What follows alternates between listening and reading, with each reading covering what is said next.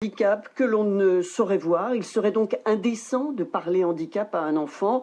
En cette journée mondiale du handicap, la révolte d'une maman, Nébine, mère d'un petit garçon atteint d'une maladie orpheline qui le cloue dans un fauteuil, a pris le pari, écrire des contes qui en parlent autrement, pas de morale, de l'humour, et au bout du compte, si l'on peut dire, le vivre ensemble, tout naturellement. Sandrine Audin, vous avez feuilleté l'un de ces petits livres au titre évocateur, Au pays des fruits kiki. Difficile pour Coco la banane de se hisser dans la corbeille à fruits avec son fauteuil roulant, mais elle n'est pas la seule. Cacahuète la pastèque est trop grosse, Kiki la myrtille est trop petite.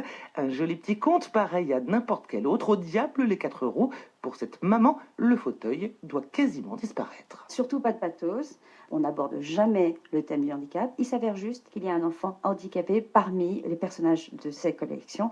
Coco est juste un enfant comme les autres. Point. Nébine n'a trop souffert de remarques déplacées sur son fils. Des choses comme quoi il était contagieux. Je me suis dit, bon, qu'est-ce que je peux faire pour aider cet enfant? Je sais écrire, je vais faire quelque chose pour qu'on limite la moquerie. En fait, l'enfant qui a été confronté pour la première fois à un enfant handicapé dans un petit livre, il n'y aura pas de peur, parce que pas d'ignorance. Et franchement, en ce moment, on en a besoin. Nébine qui a rédigé une charte pour interpeller le monde de l'édition jeunesse. Je vous invite à faire un exercice tout simple. Vous allez dans une bibliothèque et vous prenez 100 livres au hasard. Regardez sur combien d'entre eux vous allez trouver un enfant handicapé dans une illustration. Je veux bien entendre que le handicap peut coûter cher en urbanisme quand on met en place des rampes, des choses comme ça, mais ça, franchement, ça ne mange pas de pain.